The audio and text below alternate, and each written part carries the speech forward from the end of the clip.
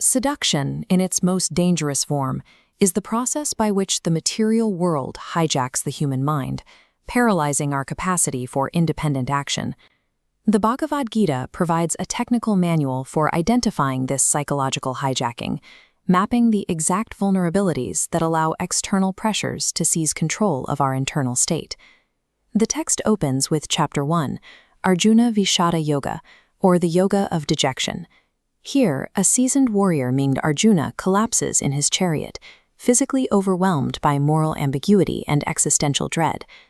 This collapse demonstrates that external influence is secondary to internal stability. To maintain command in a high-stress environment, a leader must first secure the territory of their own mind. The Gita identifies a chain reaction leading to failure. Obsession with material objects creates psychological attachment. This incubates kama, intense desire. When blocked, desire evolves into krodha, anger. This shatters rational thought, creating delusion where the individual loses discrimination and perishes. This ancient diagnosis mirrors modern emotional intelligence frameworks. Daniel Goleman's work on self-regulation highlights how unmanaged impulses hijack the brain's executive functions, causing poor decision-making. Recognizing this chain reaction is the necessary baseline for anyone seeking to maintain emotional stability under the pressures of a post-pandemic world order. From Chapter 2 onward, the text provides strategic psychological interventions known as Krishna Upachar.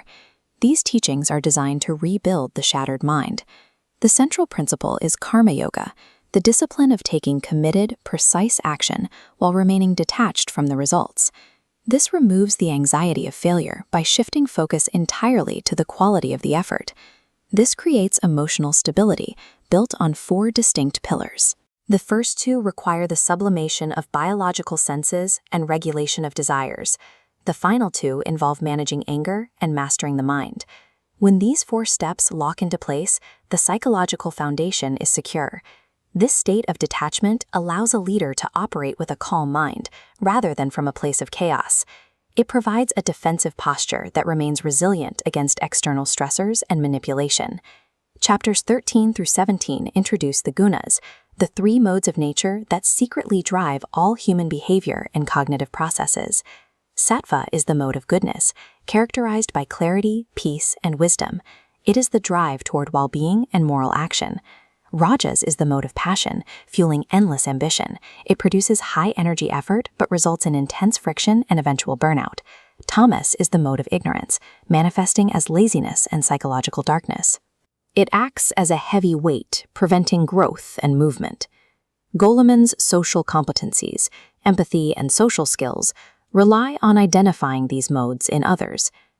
By recognizing whether a person is driven by clarity, passion, or ignorance, a leader can tailor their approach to achieve positive results. Until we recognize which guna is controlling our own thoughts, we remain a product of our biological impulses, unable to lead ourselves or others. Chapters 7 through 12 use the psychological triggers of awe and mystery to break the ego, culminating in the revelation of the universal form. Shifting to this cosmic scale, shrinking personal anxieties instantly. It exposes the illusion of individual importance, making the stresses of a single lifetime appear manageable. This perspective was a central tenet for Mahatma Gandhi, who applied the Gita's philosophy of detached action to lead a successful national movement without succumbing to the pressures of power.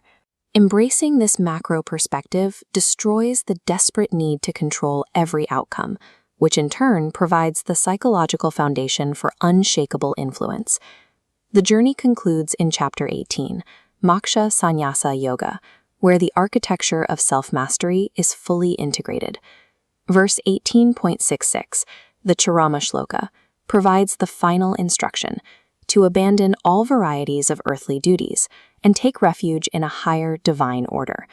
This surrender represents a strategic release of the ego's illusion of control.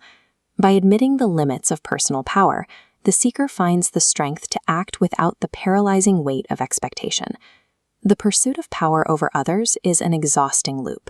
It is a reaction to external seductions that can never be fully satisfied. True power is internal self-mastery.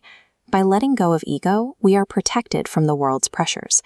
The best leaders have first conquered themselves.